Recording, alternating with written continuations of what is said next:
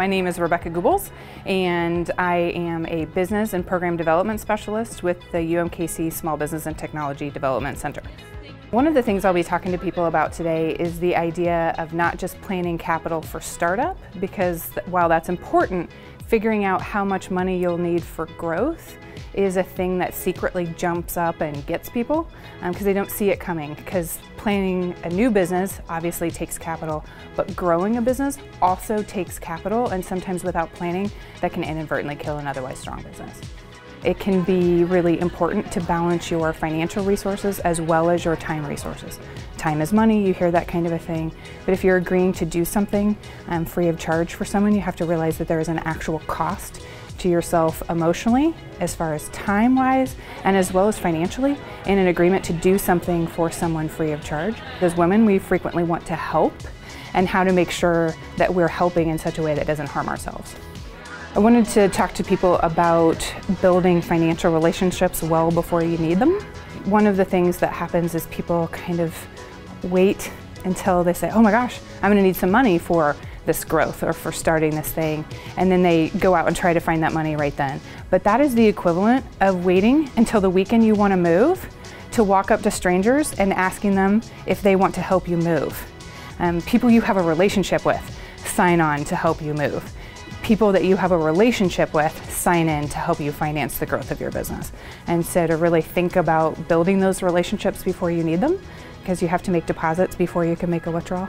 And at any institution where you're working, you need to know more than one primary point of contact.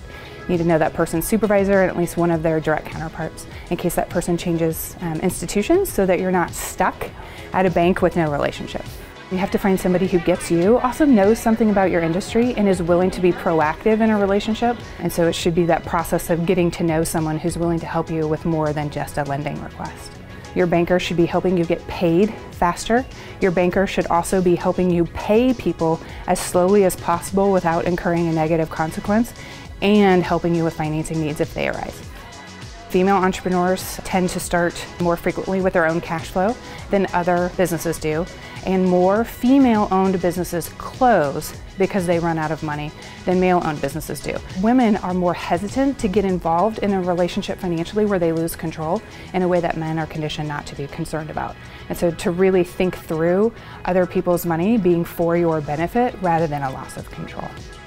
Female entrepreneurs tend to be more conservative when making all kinds of financial decisions, and they tend to be very risk averse, which makes them slow to act, which can be a good thing. But there is also such a thing as too slow to act and you miss an opportunity. The whole idea that if you follow your passion, the money will come, which is advice that a lot of people get, and I think is especially enticing to women, I wholeheartedly believe is a fallacy. If your passion solves a problem for someone else, the money will come.